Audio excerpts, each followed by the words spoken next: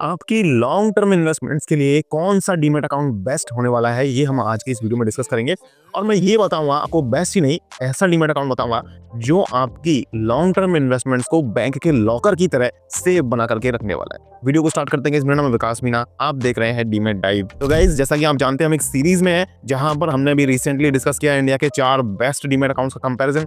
उसके बाद हमने जाना कि ऑप्शन ट्रेडिंग के लिए बेस्ट डीमैट अकाउंट कौन सा है, और आपकी ही डिमांड पर अभी थर्ड वीडियो में लेकर के आ रहा हूं जहां पर हम बात कर रहे हैं best demat account for long term investment. तो अगर आप शेयर्स को डिलीवरी में खरीदते हैं, अगर आप लॉन्ग टर्म इन्वेस्टर है, यानी कि 1 साल 3 साल 5 साल तक आप शेयर्स को होल्ड करते हैं, तो आपके लिए जो क्राइटेरिया है डीमैट अकाउंट चुनने का वो थोड़ा डिफरेंट रहता है। तो इसी क्राइटेरिया के बेसिस पर आज का ये वीडियो होने वाला है। तो देखिए, अगर आप लॉन्ग टर्म इन्वेस्टर हैं, लंबे टाइम के लिए डिलीवरी में शेयर्स को खरीदते हैं, तो आपके लिए चार्ट्स और इंडिकेटर्स देखना बिल्कुल भी जरूरी नहीं है। आपको जरूरत नहीं है चार्ट्स की, इंडिकेटर्स की। इसके साथ साथ आपको बहुत सारे एडवांस ऑर्डर टाइप्स की भी जरूरत नहीं रहती है, जैसे कि आपको कवर ऑर्डर की जरूरत नहीं है। कवर ऑर्डर स्पेशली हम ट्रेडिंग में ही यूज करते हैं। ब्रैकेट ऑर्डर भी इसेंशियल है ट्रेडर्स के लिए, बहुत जरूरी है उनके लिए। लेकिन आपको as a long term investor आपको ब्रैकेट ऑर्डर की जरूरत नहीं है। आपको यहाँ पर एडवांस ऑर्डर टाइप्स में अगर चाहिए होता है तो आपको लिमिट ऑर्डर सफिशिएंट है। इसके अलावा जीटीटी ऑर्डर जो है वो भी एक इंपॉर्टेंट ऑर्डर हो जाता है। तो जो मैं डीमैट अकाउंट बताऊंगा, आपको बताऊंगा, उसमें ये सारे फीचर्स होंगे। इसके अलावा चार्जेस भी, देखिए चार्जेस का भी लोगों को डाउट रहता है, क्या चार्जेस हम देखने चाहिए नहीं देखने चाहिए। देखो, ट्रेडर्स को चार्जेस ज्यादा मैटर करते हैं, इन्वेस्टर्स को चार्जेस जो है उतना ज्यादा मैटर नहीं करते हैं। और रीजन बताता हूँ।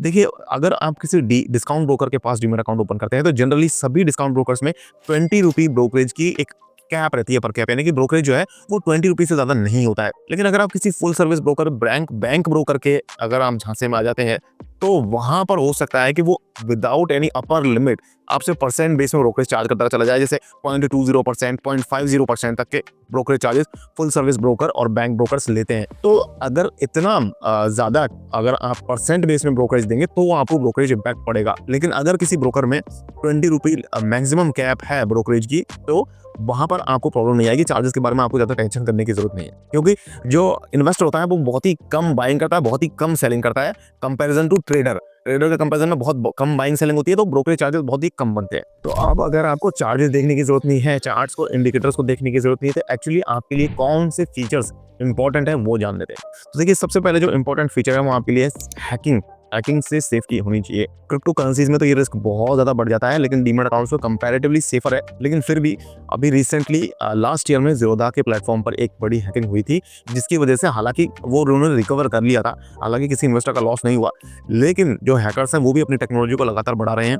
तो इसलिए एक ये भी इंपॉर्टेंट पैरामीटर होता है कि जिस डीमैट अकाउंट में आप अकाउंट ओपन करें, आपका, क्योंकि आपके लॉन्ग टर्म शेयर्स वहां पर रहने वाले हैं, 1-2 साल 3 साल 5 साल तक रहने वाले हैं। उस 5 साल के ड्यूरेशन के दौरान अगर एक भी इंसिडेंट ऐसा हुआ, तो आपकी सारी मेहनत, आपका सारा जो रिटर्न आपने बनाया था, वो सब चौपट हो सकता है।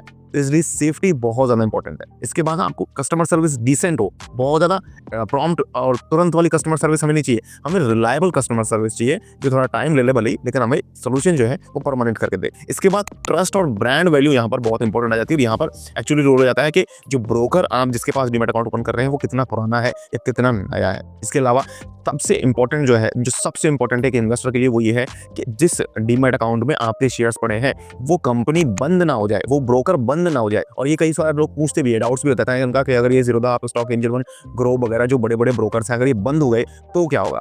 तो वैसे जैसे केस में मैं बता दूं आपको कि आपके जो शेयर्स हैं वो सीडीएसएल डिपॉजिटरी के पास रहते हैं, तो शेयर्स तो आपके हालांकि सेफ रहेंगे, लेकिन उन शेयर्स को निकालने में आपको बहुत ज्यादा प्रॉब्लम आ सकती है अगर आपका ब्रोकर बंद हो गया है। अब आपका ब्रोकर बंद होगा या नहीं होगा, आपका डीमैट अकाउंट जिस कंपनी के पास है वो डीमैट अकाउंट कंपनी के बैंकरप्ट तो नहीं हो जाएगी, बंद तो नहीं हो जाएगी। इसके लिए आपको कुछ और चीजें भी देखनी चाहिए। आपको उसका बिजनेस मॉडल भी थोड़ा सा ब्रीफ में समझने की जरूरत है, बहुत ज्यादा डिटेल से नहीं, लेकिन उसका बिजनेस मॉडल पर तो एक्चुअली ध्यान दो कि वो कंपनी किस तरफ एक्सपैंड कर रही है, कहाँ से उसका रेवेन्यू आ रहा है, और वो क्या क्या एक्टिविटीज कर रही है। जैसे एग्जाम्पल के लिए मैं बताऊं तो ग्रो जो डीमैट अकाउंट है, ग्रो जो ब्रोकर है, वो एक्चुअली लैंडिंग की तरफ, यानी कि लोन्स वगैरह देने पर, और साथ साथ पेमेंट प्लेटफॉर्म की तरफ अपने आप बिजनेस को एक्सपेंड कर रहा है। इसी तरीके से अगर बात करें आप अपर स्टॉक्स, तो म्यूचुअल फंड और गोल्ड की तरफ भी, ट्रेडिंग के साथ साथ म्यूचुअल फंड और गोल्ड की तरफ वो अपने बिजनेस को एक्सपेंड कर रहे हैं। ज़ीरोधा ने अभी रिसेंटली एएमसी स्टार्ट करी है, यानी कि एसेट मैनेजमेंट कंपनी, यानी कि म्यूचुअल फंड्स वो खुद के लॉन्च कर रहे हैं। एंजल वन भी एक्सपेंड कर रहा है, एंजल वन इंश्योरेंस में जा रहा है, गोल्ड में,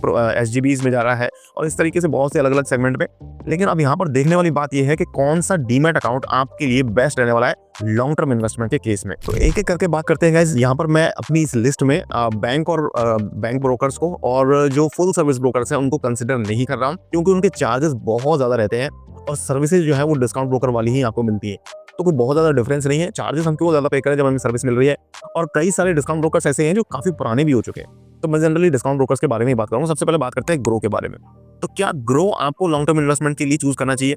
देखिए, यहाँ पर पर्सनली मेरा जो व्यू रहता है वो ये रहता है कि ग्रो जो है, जैसा कि मैंने बताया कि बिजनेस जो है इनका वो अलग सेगमेंट में थोड़ा सा ये ग्रोथ करने की कोशिश कर रहे हैं और ग्रोथ भी बहुत ज़्यादा तेजी से, बहुत एग्रेसिवली कर रहे हैं। और आपको पता है स्टार्टअप जो है बिजनेस है, रिस्क रहता है इसमें। तो यहाँ पर मेरे को ग्रो में थोड़ा सा रिस्क लगता है लॉन्ग टर्म इन्वेस्टमेंट के केस में। अगर आप एक बिगिनर हैं, अगर आप एक कैजुअल ट्रेडर हैं, कैजुअल इन्वेस्टिंग करते हैं, थोड़ा बहुत स्विंग ट्रेडिंग वगैरह करते हैं, तो आप इसे ट्राई कर सकते हैं क्योंकि इसका इंटरफेस सिंपल है। लेकिन अगर आप बात करें सीरियस इन्वेस्टमेंट्स की, मोटा पैसा लंबे टाइम तक डालने की, तो मेरे को ग्रो में जाने में थोड़ा सा मैं झिझकता हूँ, मुझे ग्रो उतना पसंद नहीं आता। अब बात करते हैं हम अप स्टॉक्स की। तो गाइस, अप स्टॉक्स में मैं बता दूं, अप स्टॉक्स भी मैं आपको रिकमेंड नहीं कर रहा हूँ लॉन्ग टर्म इन्वेस्टमेंट के केस में, क्योंकि अप स्टॉक्स का जो फोकस है वो ट्रेडर्स की तरफ ज्यादा है। पहले से ही उन्होंने डिलीवरी पर चार्ज लगा दिया था। अभी तो रिसेंटली कई सारे ब्रोकर्स ने डिलीवरी चार्जेबल की है 2024 के अंदर ही, लेकिन अप स्टॉक्स ने बहुत पहले से डिलीवरी चार्जेबल कर दी थी।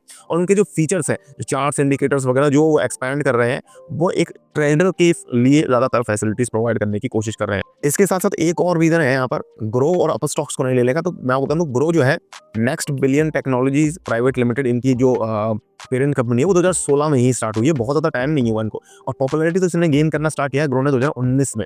19 और 20 में बहुत ज़्यादा पॉपुलर हुआ, तो बहुत ज़्यादा पुराना नहीं है ग्रो, इसलिए मैं इसे नहीं ले रहा हूँ। अप स्टॉक्स भी 2012 में स्टार्ट हुआ है, तो कह सकते हैं हालांकि 12-13 साल हो गए हैं, ट्रस्ट बन गया है, एक तरीके से एस्टैब्लिश हो गया है, लेकिन अभी डिलीवरी के लिए मैं उसे रिकमेंड नहीं करता हूँ। अब बात करते हैं कि एक्चुअली मैं कौन सा डीमैट अकाउंट आपको रिकमेंड करना चाहता हूँ। उससे पहले ज़ीरोधा के बारे में बात कर लें।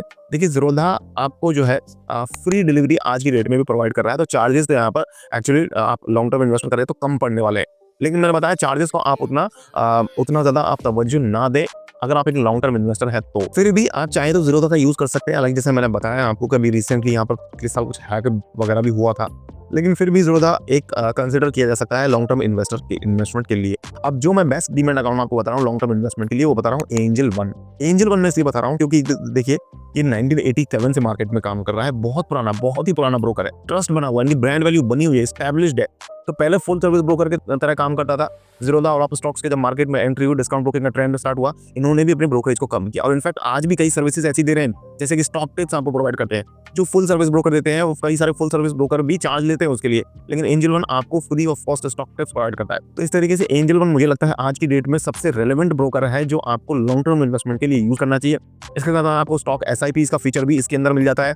तो अगर आप थोड़ा थोड़ा करके लॉन्ग टर्म इन्वेस्टमेंट करते हैं, स्टॉक्स में SIPs करते हैं, तो भी आप कर सकते हैं, म्यूचुअल फंड आप कर सकते हैं। अब एक चीज़ और बता दूं कि ऐसा नहीं है कि जो ब्रोकर्स मैंने रिजेक्ट कर दिए उनमें आप लॉन्ग टर्म इन्वेस्टमेंट नहीं कर सकते, कर सकते हैं। अगर आपकी इच्छा है तो आप वहाँ भी कर सकते हैं, कोई इशू नहीं है। यहाँ पर बात हो रही थी बेस्ट डीमैट अकाउंट ढूंढने की।